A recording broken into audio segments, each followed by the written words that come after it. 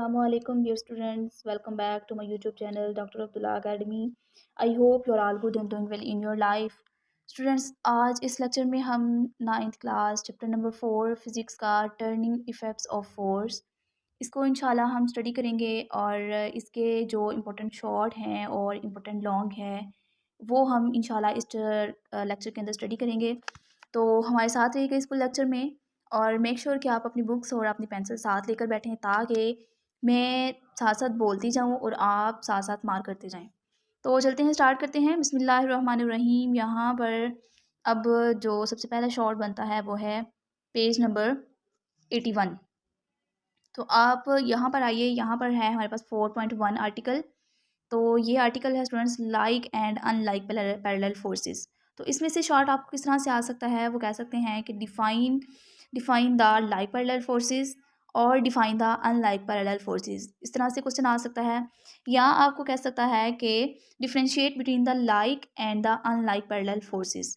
तो आपको अलग अलग करके भी पूछ सकता है और एक साथ भी पूछा जा सकता है। और आपने इसके साथ स्टूडेंट ये वाली एग्जांपल लाजमी लिखनी है, यानी आपने इस तरह से फोर्सेस बना के, अगर आपको लाइक पैरेलल फोर्सेस आती हैं तो दोनों की डायरेक्शन एक जानी बना के आप इसकी एग्जांपल दे सकते हैं। लेकिन अगर आपको अनलाइक पैरेलल फोर्सेस आती हैं तो एक ही डायरेक्शन ऊपर की और एक ही डायरेक्शन नीचे की जानी, तो इस तरह से आप साथ में इसकी एग्जांपल मस्ट ऐड कीजिएगा। ठीक हो गया। आगे है हमारे पास यहाँ पर एडिशन ऑफ फोर्सेस। तो ये वाला जो टॉपिक है ये भी शॉर्ट में आ सकता है। वो कह सकते हैं कि फोर्सेस को किस तरह से ऐड किया जा सकता है। तो फोर्सेस को ऐड करने का जो सबसे बेस्ट मेथड है वो क्या है, हेड टू टेल मेथड। तो ये वाला जो मेथड है ये सबसे बेस्ट मेथड है और इस मेथड में बेसिकली किया क्या जाता है कि एक वेक्टर की जो होती है टेल होती है, सॉरी जो हेड होता है एक वेक्टर का, उसको नेक्स्ट वेक्टर की जो टेल है उसके साथ मिला दिया जाता है। सेम इसी तरह फिर जो सेकंड वाला वेक्टर है उसका जो हेड है उसको जो थर्ड वाला हमारा वेक्टर है उसकी टेल के साथ मिला दिया जाता है। जब हमारे पास तमाम वेक्टर्स इसी तरह पूरे हो जाएं तो फिर जो हमारा रिजल्टेंट वेक्टर है उसकी जो टेल है वो फर्स्ट वाले वेक्टर की टेल के साथ इस तरह से मैच होनी चाहिए और जो इसका हेड है वो लास्ट वाले वेक्टर के हेड के साथ मैच होनी चाहिए। तो ये था थोड़ा सा concept head to tail rule का। तो अगर आपको पूछा जाए कि वेक्टर को किस तरह से ऐड किया जाता है, एडिशन ऑफ फोर्सेस किस तरह से की जाती है, तो ये आपको पता होना चाहिए कि हेड टू टेल रूल ही वही मेथड है जिसके ज़रिए फोर्सेस को ऐड किया जाता है। तो ये वाला शॉर्ट भी यहाँ से बन सकता है। फिर उसके बाद है हमारे पास स्टूडेंट्स के, अब है हमारे पास नेक्स्ट जो है वो है टर्निंग इफ़ेक्ट्स ऑफ फोर्स। तो ये वाला जो टॉपिक है ये भी आपको शॉर्ट के हवाले से इंपॉर्टेंट है, आ सकता है। ठीक है। तो आपको इस तरह से इसके अंदर से किस तरह से शॉर्ट क्वेश्चन पूछे जा सकते हैं, पूछा जा सकता है कि define the rigid body and define the axis of rotation. ठीक है। तो आपने ये दोनों डेफिनेशन यहाँ से लाजमी करनी है और इसके अलावा यहाँ पर टर्निंग इफेक्ट ऑफ फोर्स की भी डेफिनेशन आ सकती है। ठीक है। तो आपने ये तीनों डेफिनेशन यहाँ से करनी है कि रिजिड बॉडी क्या होती है, आपने इसकी डेफिनेशन यहाँ से यहाँ तक करनी है और इसी तरह जो है ये एक्सिस ऑफ रोटेशन उसकी डेफिनेशन यहाँ से आपने यहाँ तक करनी है। ठीक हो गया। तो ये 2 डेफिनेशंस थी और साथ में ये जो है टर्निंग इफेक्ट ऑफ फोर्स ये वाली डेफिनेशन आपने यहाँ से करनी है। तो ये बाकी ये एज अ लॉन्ग नहीं आता, ये एज अ शॉर्ट ही आएगा। और इसके बाद जो है आपको यहाँ से आ सकता है कि line of action of force क्या होती है। तो आपने ये नीचे जो आपको येलो ब्लॉक नज़र आ रहा है ये आपने करना है कि line of action of force क्या होती है। The line along which the force act is called the line of action of force. तो ये आपने कुछ इस तरह से करना है। फिर उसके बाद यहाँ पर डेफिनेशन है हमारे पास मूवमेंट आर्म की। ठीक है। तो ये आपने ये वाला जो येलो ब्लॉक है ये मूवमेंट आर्म की डेफिनेशन के तौर पर करना है। ठीक हो गया। उसके बाद है हमारे पास स्टूडेंट्स मूवमेंट ऑफ फोर्स। तो ये वाला उसके बाद हमारे पास आ जाता है। तो ये वाला जो है इसके अंदर से भी शॉर्ट बन सकता है कि डिफाइन मूवमेंट ऑफ फोर्स, या इस तरह से आ सकता है कि define torque. Movement of force और टार्क जो है वो एक ही चीज़ का नाम है। सो आपने इसकी डेफिनेशन में ये वाला येलो जो 2 लाइन्स है ये करनी है, साथ में आपने इसका ये जो फार्मूला है वो करना है। देन उसके बाद ये वाली जो 3 लाइन्स हैं जो इसकी फार्मूले की एक्सप्लेनेशन में बताई गई हैं वो आपने करनी है। और इसके अलावा आपने यहाँ से करना है कि जो हमारा फोर्सेस हैं यानी कि हमारे पास जो ये जो टार्क है ये कब पॉजिटिव होता है और कब नेगेटिव होता है, ठीक हो गया। यानी कि जब टार्क पॉजिटिव तब होगा जब जो फोर्स होगी हमारी वो किस डायरेक्शन में होगी, एंटी क्लॉकवाइज डायरेक्शन में होगी, ठीक हो गया। और हमारा टार्क तब नेगेटिव होगा जब जो हमारी फोर्स है वो किस डायरेक्शन में होगी, क्लॉकवाइज होगी। तो ये आपने करना है कि टार्क जो है वो कब पॉजिटिव और कब नेगेटिव होता है, ये आपने अच्छी तरह से समझ लेना है। ये एमसीक्यूज में भी आ सकता है और आपको शॉर्ट भी पूछ सकता है कि टार्क जो है वो किस डायरेक्शन में जो है वो कैसी होती है, यानी किस डायरेक्शन में एंटी क्लॉकवाइज में पॉजिटिव होगी और क्लॉकवाइज में नेगेटिव होगी। सो ये वाला कॉन्सेप्ट जो है ये आपने जिस तरीके से देख लेना है। उसके बाद आ जाता है कपल। तो जो कपल है उसकी डेफिनेशन भी आपको आ सकती है एज अ शॉर्ट। तो कपल की डेफिनेशन में आपने ये 2 लाइन्स करनी है, ठीक है। और उसके बाद आपने देखना है कि ये जो कपल है वो बेसिकली क्या है, टॉर्क की ही एक स्पेशल टाइप है। तो टार्क होता है क्या है कि जब 2 equal and opposite parallel forces जो हैं वो लगती हैं और एक टार्क को प्रोड्यूस करती हैं। फिर आपने साथ में इसकी एक एग्जांपल भी लाजमी देख लेनी है, ठीक है। कपल की डेफिनेशन करनी है, चाहे आप ये वाली कर लें या ये वाली कर लें, और साथ में इसकी एग्जांपल आपने देख लेनी है, ठीक है। उसके बाद यहाँ पर स्टूडेंट हमारे पास है अगला जो टॉपिक है वो है रेजोल्यूशन ऑफ वेक्टर्स, ठीक है। यानी वेक्टर्स को किस तरह से रिजॉल्व किया जाता है, उनकी रेजोल्यूशन किस तरह से की जाती है। तो आपने इस वाले टॉपिक का अगर शॉर्ट के तौर पर करना है तो आपने इसकी जो ये वाली फर्स्ट वाला पैराग्राफ है ये आपने कर लेना है कि होता क्या है कि हेड टू टेल रूल के ज़रिए हम क्या करते हैं कि फोर्सेस को ऐड करते हैं। लेकिन इसका जो रिवर्स प्रोसेस है वो भी पॉसिबल है, यानी हम फोर्सेस को ब्रेकअप भी कर सकते हैं, उनको तोड़ भी सकते हैं। और वो किस तरह से की जाती है, वो फोर्सेस की उनके जो कंपोनेंट्स होते हैं उनके अंदर इनको रिजॉल्व कर दिया जाता है। और यहाँ पर कहा जा रहा है कि 2 हिस्सों में उनको डिवाइड कर दिया जाता है और उन 2 हिस्सों को क्या कहा जाता है, components of the given vector. फिर उसके बाद इस पूरे प्रोसेस को क्या कहा जाता है, रेजोल्यूशन ऑफ द फोर्स, यानी एक फोर्स को इसको हिस्सों में तोड़ देना, ठीक है। यानी X component and Y component के अंदर उसको रिजॉल्व कर देना, वो क्या कहलाता है, उसके रेजोल्यूशन ऑफ वेक्टर कहलाता है। इसके अलावा यहाँ पर जो है वो कंपोनेंट ऑफ फोर्स के जो है यहाँ पर डेफिनेशन है। यहाँ पर कह रहा है कि a force is resolve into the 2 components which are the perpendicular to the each other, these are called its perpendicular और the rectangular components of the force. तो आपने ये भी एक दफ़ा से देख लेना है। और उसके बाद यहाँ पर जो है उसने हमें कंपोनेंट ऑफ वेक्टर की डेफिनेशन बताई है। क्या, component of vector is it's effective value of the given direction, ठीक हो गया। तो मैं आपको इसका कॉन्सेप्ट बताती चलूँ कि जो एक्स कंपोनेंट यानी कि होगा हमारे पास हॉरिजॉन्टल डायरेक्शन में, वो कौन सा होगा, एक्स कंपोनेंट होगा। और जो होगा हमारे पास वर्टिकल डायरेक्शन में यूँ ऊपर की जानिब, तो वो कौन सा होगा, वाई होगा। तो इसी तरह जो हर कंपोनेंट होता है, जैसे फॉर एग्जांपल ये है हमारे पास वेक्टर एफ, तो इसके हमारे पास 2 कंपोनेंट पॉसिबल हैं। एक है हमारे पास ये वाला, इसका एक्स कंपोनेंट यानी जो हॉरिजॉन्टल डायरेक्शन में होगा, और एक है हमारे पास इसका वाई कंपोनेंट जो कि कहाँ पर होगा, बिल्कुल ऊपर की जानिब यानी वर्टिकल डायरेक्शन में होगा। और उसको हम क्या कहेंगे, उसको हम कहेंगे ये क्या है हमारे पास, ये इसका वाई कंपोनेंट है। सो आपने ये एक्स और वाई वाला जो कॉन्सेप्ट है वो अच्छी तरह से माइंड में रखना है। फिर उसके बाद अगर आपको जो है वो एमसीक्यूज़ के तौर पर या वैसे भी आपको पता होना चाहिए कि एफ एक्स किसके बराबर है और एफ वाई, ये जो दोनों फार्मूलाज हैं ये आपको एमसीक्यूज़ के तौर पर या आपके न्यूमेरिकल्स के अंदर, एग्जांपल्स के अंदर जो है ये लाजमी यूज़ होने वाला है। सो इसको आप हाईलाइट कर लीजिए और अंडरस्टैंड अच्छे तरीके से कर लीजिए। उसके बाद है हमारे पास students determination of a force from its perpendicular components. So ये वाला जो टॉपिक है ये आपको एज अ लॉन्ग आएगा, ठीक है।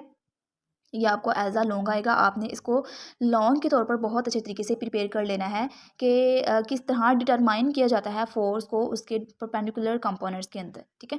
तो इसके अलावा आपने यहाँ से जो है ये दोनों फार्मूलाज को अच्छी तरीके से देख लेना है। एक है ये वाला, यानी कि theta is equal to tan inverse F Y over F X, ये जो है हमारे न्यूमेरिकल्स के अंदर बहुत यूज़ होने वाला है। सो आपने इसको अच्छे तरीके से देख लेना है। और इसके अलावा एक और फार्मूला है यहाँ पर, F is equal to under root F X square plus F Y square. So this is very important formula, इसको आप हाईलाइट कर लीजिए, अपने पास सेव कर लीजिए, अपने नोट्स के अंदर इसको ऐड कर लीजिए। ये हमारे पास न्यूमेरिकल्स के अंदर यूज़ होने वाला है। सो इसके ज़रिए हम एफ़ को फाइंड आउट कर सकते हैं इस फार्मूले के ज़रिए, और इसके ज़रिए हम स्टूडेंट अपने जो एंगल है थीटा है उसको हम जो है वो फाइंड आउट कर सकते हैं। जैसा कि यहाँ पर लिखा है the value of the theta can be determined, ठीक है। इस फॉर्मूले को यूज़ करते हुए हम अपनी थीटा की वैल्यू या अपने जो भी एंगल है उसकी वैल्यू हम यहाँ से फाइंड आउट कर सकते हैं। सो ये आपने अच्छे तरीके से देख लेना है, ये आपको एज अ लॉन्ग आएगा। उसके बाद है हमारे पास प्रिंसिपल ऑफ मोमेंट्स। तो इसको देख लीजिए, प्रिंसिपल ऑफ मोमेंट्स वाला जो टॉपिक है ये आपको एज अ शॉर्ट आएगा, लॉन्ग इसमें से नहीं आता, ठीक है। ये आपको एज अ शॉर्ट आएगा। इसमें से बेसिक जो चीज़ है वो देखने वाली तो नहीं है, क्योंकि इसके अंदर एक्टिविटी ही दी हुई है, तो फिर भी आप इसको अच्छे तरीके से एक दफ़ा समझ लीजिएगा, ठीक है। तो ये इतना इंपॉर्टेंट नहीं है। फिर उसके बाद है हमारे पास सेंटर ऑफ ग्रेविटी। तो ये वाला जो टॉपिक है ये हमारे सिलेबस में नहीं है, ये कट है, तो इसको आप इग्नोर करके नीचे आ जाइए। ये अगला पेज भी हमारे पास ये सारा नहीं है, यहाँ तक आपने इसको नहीं करना। फिर उसके बाद है हमारे पास जो इक्विलिब्रियम वाला है, तो ये हमारे सिलेबस के अंदर इंक्लूडेड है, और this concept is very very important, ठीक है। आपने बहुत अच्छे तरीके से इसको अंडरस्टैंड कर लेना है कि what is equilibrium and what are the conditions of the equilibrium. और ये जो कंडीशंस ऑफ इक्विलिब्रियम वाला क्वेश्चन है जो कि आगे आएगा, वो लोगों के हवाले से काफ़ी इंपॉर्टेंट लॉन्ग क्वेश्चन है, ठीक है। तो आपने ये वाला देख लेना है कि अगर ये एज अ शॉर्ट आता है कि डिफाइन इक्विलिब्रियम, ये आपको एज अ शॉर्ट आता है, तो शॉर्ट के तौर पर आपने ये इसकी डेफिनेशन करनी है, ठीक है। आपने इसकी डेफिनेशन करनी है और साथ में आपने ये बता देना है कि इसकी 2 टाइप्स हैं, कौन-कौन सी हैं, static equilibrium and the dynamic equilibrium. इसके अलावा आपको इस तरह से शॉर्ट कह सकता है कि जो ऑब्जेक्ट्स हैं या जो मूविंग ऑब्जेक्ट्स हैं वो किस तरह से इक्विलिब्रियम की स्टेट को ज़ाहिर करते हैं। तो आपने ये यहाँ से कर लेना है कि if a number of force act on a body such that their resultant is zero, the body remains at rest और continues to move with the uniform velocity. If already in motion this state of the body is known at the equilibrium, ठीक है। तो आपने ये वाला थोड़ा-सा concept इसका detail में कर लेना है और साथ में इसकी डेफिनिशन कर लेनी है, और साथ में आपने इसकी टाइप्स बता देनी है। अगर आप इतना कर लेते हैं तो ये 2 नंबर का क्वेश्चन बहुत अच्छे तरीके से प्रिपेयर हो जाता है, ठीक हो गया।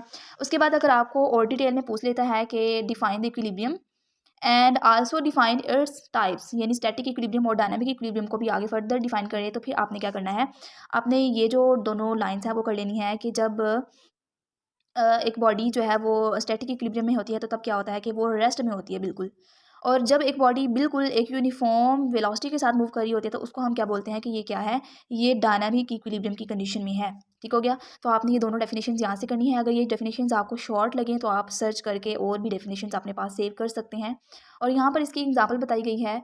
ये वाली एग्जांपल आपने कर लेनी है कि एक जो बुक है जो टेबल के ऊपर पड़ी हुई है, ये वाली बुक, ये इसकी एग्जांपल है, यानी ये बिल्कुल रेस्ट में है, तो ये वाली जो है वो इसकी एग्जांपल के तौर पर आप ऐड कर सकते हैं। फिर उसके अलावा ये वाला फार्मूला जो है, ये भी आप एक दफ़ा देख लीजिएगा कि जब स्टैटिक इक्विलिब्रियम होती है तब ये वाला फार्मूला जो है वो लगता है। और इसके अलावा यहाँ पर होता क्या है कि हमारा जो एक्सेलरेशन होता है वो ज़ीरो होता है, क्योंकि बॉडी रेस्ट में है, तो एक्सेलरेशन भी क्या होगा, वो ज़ीरो होगा। जो डाउनवर्ड हमारी फ़ोर्स है, एफ एन है, जो हमारे एफ नॉर्मल नॉर्मल फ़ोर्स जो है वो ऊपर की जानिब लग रही है, और जो हमारा वेट है बॉडी का वो नीचे की जानिब है, तो दोनों जो है वो एक दूसरे को कैंसल आउट कर देंगे, इस वजह से कोई भी एक्सेलरेशन प्रोड्यूस नहीं होगा। सो इसलिए हमारी जो बॉडी है वो बिल्कुल रेस्ट में होगी, इसलिए हम इसको क्या बोलते हैं, स्टैटिक, यानी बिल्कुल बॉडी जो है वो मूव नहीं कर रही, बिल्कुल एक स्टैटिक कंडीशन में है, तो इसलिए हम इसको क्या बोलेंगे, ये क्या है, ये स्टैटिक इक्विलिब्रियम की कंडीशन में है। इसके अलावा आप यहाँ से जो है वो बहुत अच्छे तरीके से आप यहाँ पर कर सकते हैं एग्जांपल डायनामिक इक्विलिब्रियम की। वो क्या है कि पैराट्रूपर, यानी एक पैराट्रूपर जो है वो बिल्कुल एक इक्वल स्पीड के साथ जो है यूनिफॉर्म स्पीड के साथ नीचे की जानिब आ रहा होता है, तो उसको हम क्या बोलेंगे, उसको हम डायनामिक इक्विलिब्रियम बोलेंगे, ठीक हो गया। यानी दोनों आपने डेफिनेशंस भी कर लेनी है अच्छे तरीके से, और साथ में जो है वो इनकी एग्जाम्पल भी अच्छे तरीके से कर लेनी है, ठीक हो गया। उसके बाद ये वाला हमारा यहाँ तक क्लियर है। अब उसके बाद कहता है कि कंडीशंस, कंडीशंस यहाँ पर बयान की गई हैं कि कंडीशंस क्या होती हैं। तो यहाँ पर हमारे पास 2 कंडीशंस यहाँ पर बयान की गई हैं। एक है हमारे पास फर्स्ट कंडीशन है और दूसरी है सेकंड कंडीशन। तो आपने क्या करना है, इन दोनों की डेफिनेशंस बारी-बारी कर लेनी है कि फर्स्ट कंडीशन में क्या होता है और सेकंड कंडीशन में क्या होता है। तो फर्स्ट कंडीशन में हमने डेफिनेशन यहाँ से मार्क कर ली है, ये आपने डेफिनेशन करनी है अगर एज़ अ शॉर्ट आता है।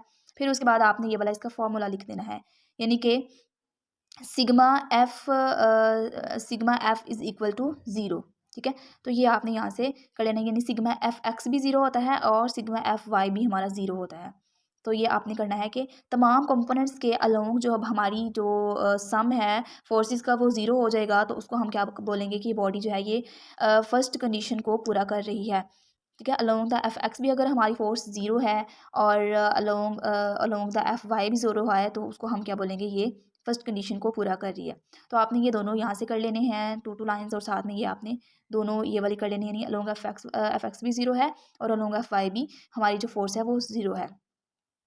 उसके बाद है यहाँ पर student second second condition of equilibrium.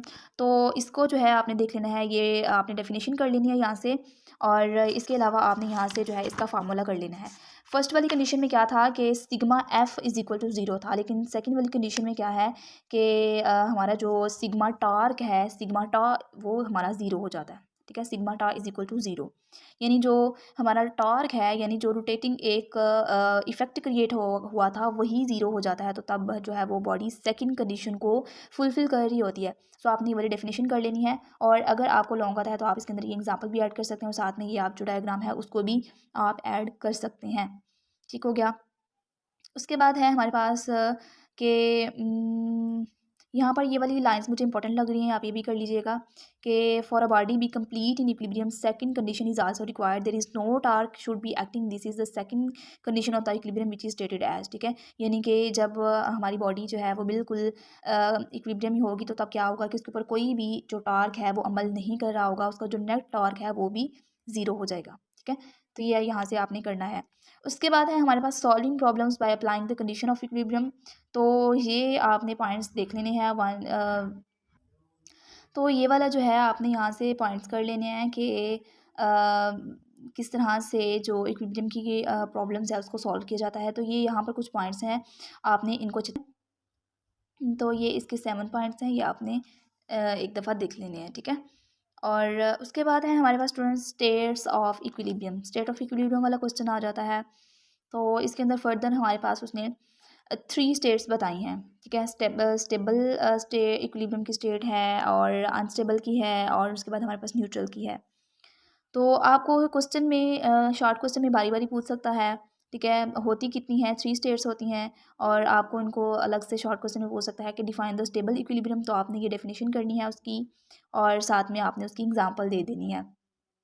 ठीक है, तो आप ये कोन की एग्जांपल दे सकते हैं कि जैसे कि कोन जो है उसको हमने हॉरिजॉन्टल पोजीशन पे रखा है, जब हम इसको थोड़ा सा टिल्ट करके छोड़ेंगे तो जो ये जो हमारे पास कोन है वो अपनी पहली वाली कंडीशन में दोबारा आ जाएगी। तो ये क्या है हमारे पास स्टेबल इक्विलिब्रियम। स्टेबल का मतलब क्या होता है कि यानी कोई भी ऑब्जेक्ट है उसको हम थोड़ा सा हिला कर या टिल्ट करके छोड़ें तो अपनी पहली वाली कंडीशन में दोबारा आ जाए, तो उसको हम क्या बोलते हैं, ये स्टेबल है। तो ये आपने डेफिनेशन कर लेनी है, और साथ में इसकी आपने एग्जांपल देख लेनी है। उसके बाद है हमारे पास अनस्टेबल। तो अनस्टेबल जो है वो स्टेबल के बिल्कुल उल्ट है, यानी अगर हम किसी ऑब्जेक्ट को थोड़ा हिलाते हैं, थोड़ा टिल्ट करते हैं, तो अपनी पहली वाली कंडीशन में वापस ना आए, तो उसको हम क्या बोलते हैं, ये क्या है, अनस्टेबल इक्विलिब्रियम की कंडीशन में है।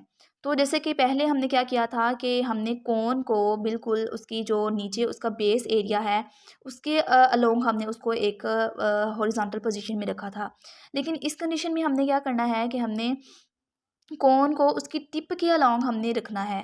तो जब हम उसकी जो टिप है बिल्कुल उसका जो सिरा है उसको हिलाएँगे, तो वो इस तरह से नीचे को गिर जाएगा, और दोबारा से कोन जो है वो अपनी पहली वाली कंडीशन में नहीं आएगी। सो ये क्या है हमारे पास अनस्टेबल है, यानी जब कोई बॉडी अपनी पहली वाली कंडीशन में वापस ना आए तो उसको हम क्या बोलते हैं, उसको बोलते हैं ये क्या है, अनस्टेबल इक्विलिब्रियम की कंडीशन है। सो इसके लिए आपने ये वाली डेफिनेशन यहाँ से करनी है, और आपने यहाँ से इस पैराग्राफ के अंदर से ढूंढ के या कहीं और से अपनी पसंद की डेफिनेशन सॉरी एग्जांपल जो है वो भी आप इसके अंदर लाजमी ऐड करेंगे। ठीक हो गया। उसके बाद है हमारे पास न्यूट्रल इक्विलिब्रियम की। तो न्यूट्रल इक्विलिब्रियम के अंदर क्या होता है कि हमारे पास जो ऑब्जेक्ट है वो हिलाने के बाद वो किसी नई पोजीशन पर जाकर सेट हो जाता है, और उसको हम क्या बोलते हैं, ये क्या है, न्यूट्रल इक्विलिब्रियम है।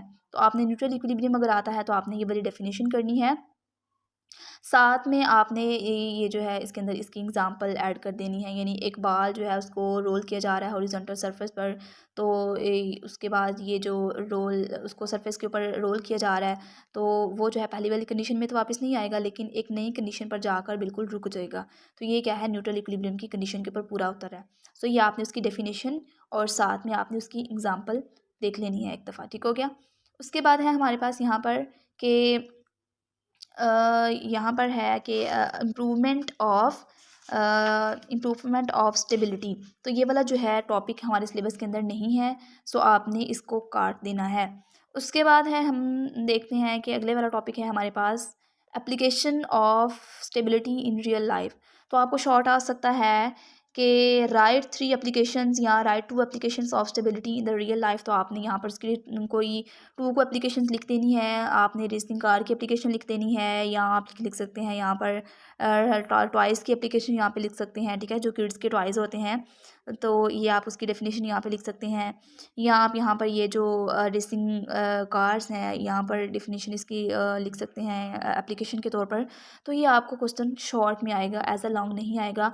तो बहुत रेयर है, लेकिन फिर भी आपने इसको अच्छे तरीके से देख लेना है। ठीक है। उसके बाद है हमारे पास rotational motion versus translation motion. तो एज़ यू नाउ कि ये हमारे सिलेबस के अंदर नहीं है, तो आपने इसको नहीं करना है, इसको आपने कैंसिल करके नीचे आ जाना है। तो आगे है हमारे पास मोस्ट इंपॉर्टेंट क्वेश्चन, जो कि शॉर्ट क्वेश्चन के हवाले से इंपॉर्टेंट है, तो आपने इसको इग्नोर नहीं करना। As you can see in the model paper कि ये जो है क्वेश्चन मॉडल पेपर के अंदर काफ़ी दफ़ा रिपीट हुआ है पास्ट के अंदर, तो ये इंपॉर्टेंट है एज आ शॉर्ट, ये शॉर्ट के अंदर आपको आएगा। तो आपने करना क्या है कि इसकी डेफिनेशन करनी है।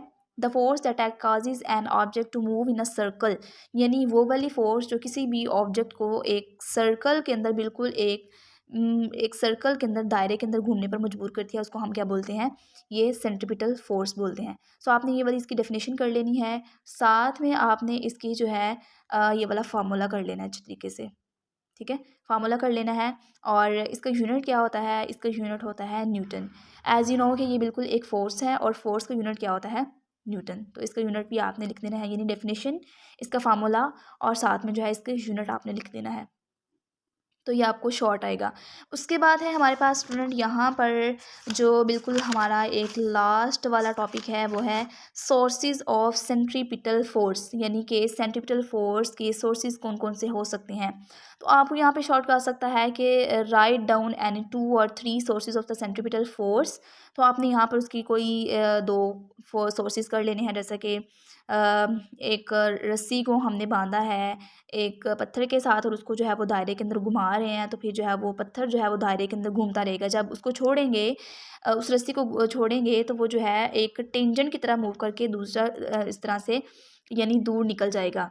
तो ये आपने यहाँ से कर लेनी है, चाहे ये कर लें, चाहे आप ये वाली कर लें कि जो हमारा मून है वो अर्थ के अराउंड जो है वो कांस्टेंट स्पीड के साथ मूव कर रहा है, बिल्कुल एक सर्कल के अंदर जो है वो घूम रहा है।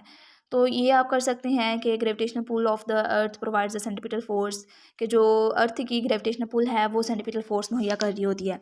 ये आप कर सकते हैं। फिर उसके अलावा आप यहाँ पर जो एक और है कि वॉशिंग मशीन का जो ड्रायर है, वो वाली एग्जांपल आप यहाँ पे कर सकते हैं। ठीक है, तो आप यहाँ से 3-4 में से आप यहाँ यहाँ से क्रीम सेपरेटर की एग्जांपल कर सकते हैं। तो आप सोर्सेज़ में कोई भी इनमें से 2-3 जो आपको अच्छी लगे वो आप ढूँढ के कर सकते हैं, ठीक है। चाहे वो एक पत्थर वाली है, चाहे वो मून वाली है, और यहाँ पे वॉशिंग मशीन और सेपरेटर वाली है, तो ये आप कर सकते हैं यहाँ से। तो यहाँ तक हमारा चैप्टर कंप्लीट हुआ। अब हम इसके देख लेते हैं कि की पॉइंट्स के अंदर कौन-कौन सी डेफिनेशन जो है वो हमें दी गई हैं। तो यहाँ पर जो है आप देखिए कि यहाँ पर अनलाइक पैरेलल फोर्सेस जो हैं वो बताया गया है। अनलाइक पैरेलल फोर्सेस क्या होती हैं, लाइक पैरेलल फोर्सेस क्या होती हैं। इसके अलावा उसने हमें रिजल्टेंट फोर्स की डेफिनेशन बताई है, और उसके बाद line of action of force की है। फिर उसके बाद मोमेंट आर्म की यहाँ पर उसने हमें डेफिनेशन बताई है। फिर उसके बाद यहाँ पर टार्क है, और उसके बाद कपल की डेफिनेशन उसने हमें बताई है। सेंटर ऑफ ग्रेविटी की बताई है, और जो कि हमारे सिलेबस में नहीं है, ठीक है। सेंटर ऑफ मास और सेंटर ऑफ ग्रेविटी जो है ये हमारे सिलेबस के अंदर नहीं है, सो आपने इनको नहीं करना है, ठीक हो गया। उसके बाद है हमारे पास यहाँ पर बताया है कि इक्विलिब्रियम की स्टेट के बारे में बताया है, और ये उसके बाद ये ट्रांसलेशन इक्विलिब्रियम ये हमारे सिलेबस के अंदर नहीं है। और फिर उसके बाद फर्स्ट कंडीशन क्या होती है, सेकंड कंडीशन क्या होती है इक्विलिब्रियम की, वो बताया गया है। और उसके बाद बताया गया है कि when a body in equilibrium the sum of clockwise movement about any point equal the sum of the anti clockwise movement about the point. तो ये जो है ये एक इंपॉर्टेंट पॉइंट है, ये आपने इस तरीके से देख लेना है, ठीक है। उसके बाद है हमारे पास यहाँ पर कि स्टेबल स्टेट कौन सी होती है, और अनस्टेबल कौन सी होती है, और न्यूट्रल कौन सी होती है। फिर उसके बाद सेंट्रीपिटल फोर्स क्या होती है। सो ये कुछ डेफिनेशंस थी जो कि चैप्टर के अंदर भी यहाँ पर हमें दी गई हैं, लेकिन अगर आपको वहाँ से अच्छी ना लगे या थोड़ी डिफ़िकल्ट लगे तो आप यहाँ से भी उनकी डेफिनेशंस को देख सकते हैं। सो अब हम चलते हैं अपने एमसीक्यूज़ की तरफ। तो एमसीक्यूज़ में जो हमारे पास स्मार्ट सिलेबस के अंदर कट हैं वो कौन कौन से एमसीक्यूज़ हैं। आपने इसके अंदर से 4.4 बिल्कुल नहीं करना है, इसको कट कर देना है, ये आपके सिलेबस के अंदर नहीं है, ठीक है। आपने इसको नहीं करना। देन उसके बाद आपने 4.5 को नहीं करना, और उसके बाद आपने 4.6 नहीं करना, और इसके अलावा आपने यहाँ से 4.8 को कट कर देना, ये आपने नहीं करना, ये आपके सिलेबस में नहीं है। बाकी एमसीक्यूज़ आप देख लीजिएगा। अगर आप चाहते हैं कि मैं इनके आंसर्स भी मार्क करवा दूँ आपको और अच्छी तरह से आपको समझा दूँ, तो आप कमेंट में लाजमी बताइएगा, ताकि इसके ऊपर भी अलग से वीडियो बनाई जा सके। उसके बाद है हमारे पास यहाँ पर शॉर्ट क्वेश्चंस आते हैं, तो शॉर्ट क्वेश्चन जो है वो आपने वही शॉर्ट क्वेश्चन उन्होंने कट किए हैं जिनके टॉपिक उन्होंने कट किए हैं। सो ये आपने देख लेने हैं। 4.4 नहीं आपने इसमें से करना, 4.5 नहीं करना एंड 4.6 नहीं करना। बाकी आपने 4.1, 2 एंड 3 ये तीनों करने हैं। देन उसके बाद आपने 4.8 नहीं करना और 9 भी नहीं करना आपने और 10 भी नहीं करना। आपने सिर्फ 4 क्वेश्चंस करने हैं इस फुल मतलब ये वाला जो सेक्शन है, इस फुल सेक्शन में से आपने सिर्फ 4 क्वेश्चंस करने हैं। देन उसके बाद है हमारे पास कंस्ट्रक्टिव रिस्पॉन्स क्वेश्चंस। तो इसमें से आपने 4.3 नहीं करना और इसके अलावा आपने 4.5 को स्किप कर देना है। बाकी आपने तीनों लाजमी करने हैं। फिर उसके बाद है कॉम्प्रिहेंसिव क्वेश्चंस। तो इसमें से आपने 2 और 4 नहीं करना, सॉरी 2 और 4 आपने नहीं करना, बाकी आप दोनों करेंगे। उसके बाद है हमारे पास ये वाला न्यूमेरिकल्स रिस्पॉन्स क्वेश्चंस आ जाते हैं। तो न्यूमेरिकल्स में से आपने 4.2 नहीं करना और इसके अलावा आपने यहाँ से 4.5 नहीं करना, ठीक है, ये आपने स्किप कर देना है। और उसके अलावा आपने 4.6 को स्किप कर देना है और इसके अलावा आपने यहाँ से जो है वो 4.9 को भी नहीं करना, इसको भी आपने स्किप कर देना है और 4.10 को भी नहीं करना। बाकी जो हमारे पास रह जाते हैं आपने इनको लाजमी देख लेना है। 4.1 है और हमारे पास 4.3 है और इसके अलावा हमारे पास 4.4 है, 4.7 है और 4.8 है। आपने इनको अच्छे से देख लेना है। और अगर आप चाहते हैं कि इनके न्यूमेरिकल्स भी अच्छे से आप अंडरस्टैंड कर सकें तो उनके ऊपर भी मैं अलग से वीडियो बना चुकी हूँ।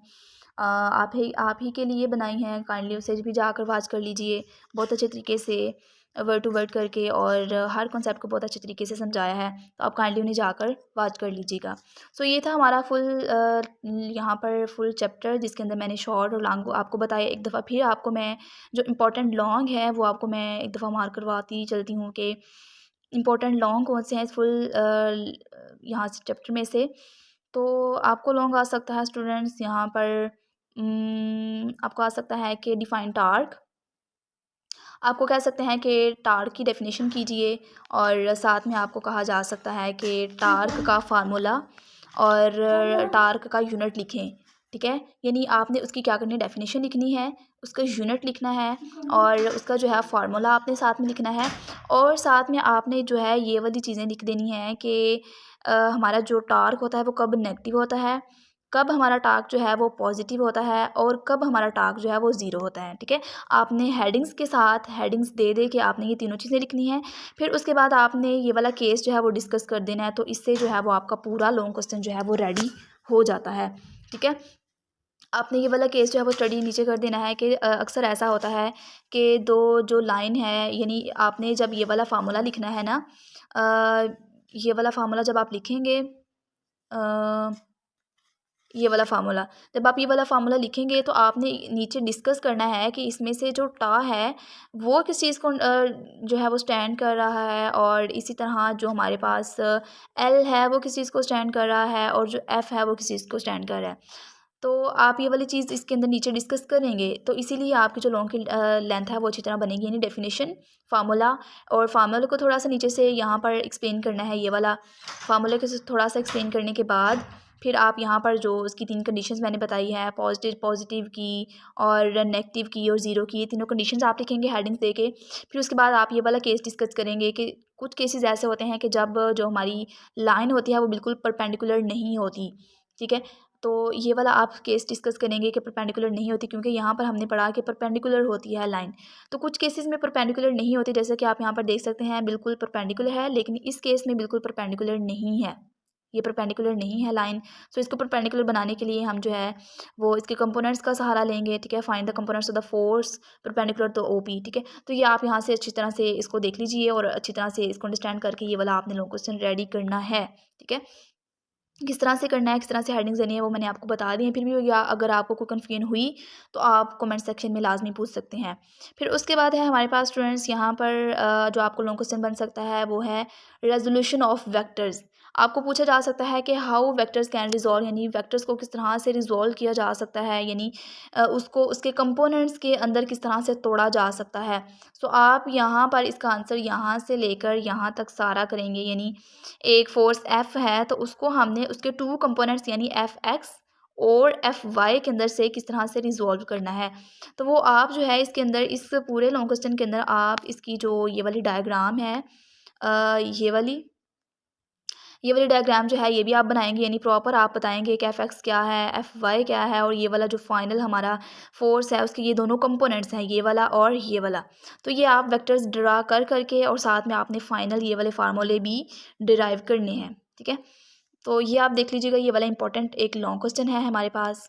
पहले वाला मैंने कौन सा बताया, पहले वाला मैंने बताया कि ऊपर मैंने बताया कि किस तरह से जो आपको ये वाला टार्क वाला क्वेश्चन आ सकता है। ठीक है, पहला लॉन्ग क्वेश्चन ये हुआ हमारे पास, और दूसरे वाला लॉन्ग क्वेश्चन क्या है कि वेक्टर्स को किस तरह से रिजॉल्व किया जा सकता है, ये दूसरा लॉन्ग हुआ हमारे पास। आप निशान लगाते जाएं, आई होप कि आप निशान लगा रहे होंगे साथ साथ। उसके बाद है हमारे पास जो तीसरे वाला लॉन्ग बनता है वो ये है कि determination of a force from its perpendicular components. ये दिखने में तो छोटू सा लगता है लेकिन ये बहुत इंपॉर्टेंट लॉन्ग क्वेश्चन है, तो आपने इसको यहाँ से लेकर यहाँ तक अच्छी तरीके से प्रिपेयर कर लेना है, और आपने साथ में इसकी डायग्राम भी लाजमी बनानी है। तो अगर आप डायग्राम बनाएंगे तो ही तो आप इसकी जो डेरिवेशन है या जो आप न्यूमेरिकल इसका हिस्सा है वो अच्छे तरीके से कर सकेंगे। तो आपने यहाँ पर इसकी अच्छे तरीके से इस तरह करके ना, मैं आपको बना के दिखाती हूँ, इस तरह से आपने इसकी डायग्राम बनानी है। और ये देखिए, आपने इस तरह से डायग्राम बनानी है। ये मैंने ट्रायंगल बनाया और मैंने बताना है कि ये जो है ए है, ये ए है हमारे पास, और ये सी है, सॉरी ये ए है हमारे पास, ये बी था और ये सी। इसी तरह ये जो है हमारे पास वेक्टर एफ है, ये किसको शो कर रहा है, ये एफ एक्स है, यानी ये एक्स कंपोनेंट है ना, और ये वाई है। इस तरह मैंने एक बना के शेप, और फिर इसके बाद मैंने ये बताना है ये हमारे पास एंगल थीटा है। तो ये वाली आपने शेप बतानी है, शेप बनाएंगे तो ही पता चलेगा ना कि आपने यहाँ पर किस चीज़ को आपने अंडरस्टैंड किया है। यहाँ पर आपने ओ सी क्या है, फॉर ओ ए क्या है, ए सी क्या है। तो अगर आप ये वाली शेप बनाएंगे तो ही एग्जामिनर को पता चलेगा ना कि स्टूडेंट ने यहाँ पर क्या लिखा है। तो यहाँ पर मैं बताती चलूँ कि यहाँ पर ये जो ऊपर आपकी ये वाली आपको डायग्राम नज़र आ रही है ना, ये वाली, ये वही डायग्राम है जो मैंने नीचे बनाई है। तो आप यहाँ से भी इसकी डायग्राम को उठा सकते हैं, इसको अलग से नीचे से भी आप ड्रा कर सकते हैं। तो ये वाला इंपॉर्टेंट लॉन्ग क्वेश्चन है, तो ये आपने देख लेना है। और इसके अलावा कौन सा लॉन्ग क्वेश्चन आपको आ सकता है यहाँ पर, ये आपने नहीं करना, ये सिलेबस में नहीं है। फिर उसके बाद आपको equilibrium, yes this is very very very important long question के define equilibrium and state its conditions. ठीक है, आप वो कह सकता है कि इक्विलिब्रियम की डेफिनेशन कीजिए, आपने डेफिनेशन करनी है यहाँ से, और लिखना है कि इसकी टू टाइप्स हैं, कौन कौन सी, स्टैटिक है और डायनामिक है। फिर उसके बाद आप यहाँ पर उसकी कंडीशंस पूछ सकता है। तो कंडीशंस वाला जो लॉन्ग क्वेश्चन है, this is very important long question, तो ये आपको जो है वो कंडीशन के ऊपर लॉन्ग क्वेश्चन आ सकता है, ये आपने अच्छी तरीके से कर लेना है। यानी उसकी कितनी कंडीशंस हैं, फर्स्ट है एंड सेकंड है, सेकंड उसकी कंडीशंस हैं, दो कंडीशंस हैं। आपने हर एक के साथ में एग्जांपल करनी है, हर एक की आपने फार्मूलाज करने हैं। ठीक है, फार्मूलाज दोनों की करने हैं, डेफिनेशंस करनी है, और साथ में आपने एग्जांपल्स दोनों की करनी है। तो इस तरह से ये हमारा अच्छे से लॉन्ग क्वेश्चन प्रिपेयर हो जाता है। तो स्टेट्स ऑफ इक्विलिब्रियम इसको आप एज अ शॉर्ट ही करिए, और उसके बाद ये एप्लीकेशन ये भी शॉर्ट है। और सेंटीपिटल फोर्स ये भी आपको बाय चांस लॉन्ग भी आ सकता है। वो कह सकते हैं कि define the centripetal force, define कीजिए, डेफिनेशन इसकी लिखिए, और साथ में आप इसके सोर्सेज बता दीजिए। तो आपने क्या करना है कि सेंटीपिटल फोर्स की आपने डेफिनेशन करनी है। डेफिनेशन करने के बाद आप क्या करेंगे कि इसका जो ये वाला फार्मूला है, डेफिनेशन आपने पूरी कर ली, उसके बाद आप इसका जो फार्मूला है वो रीड करेंगे अच्छे तरीके से, और आप इसका जो यूनिट है जो कि मैंने बताया आपको वो क्या है, न्यूटन, वो आप लिखेंगे। और फिर उसके बाद आप जो है वो इसके सोर्सेज को डिस्कस कर देंगे। सोर्सेज मैंने बता दिए कि आप यहाँ से कर सकते हैं, स्ट्रिंग वाली है, और उसके बाद ये मून वाला आप सोर्स कर सकते हैं। इसके अलावा वॉशिंग ड्रायर कर सकते हैं, क्रीम सेपरेटर कर सकते हैं। तो ये आप कुछ इस तरह से लॉन्ग क्वेश्चन कर सकते हैं।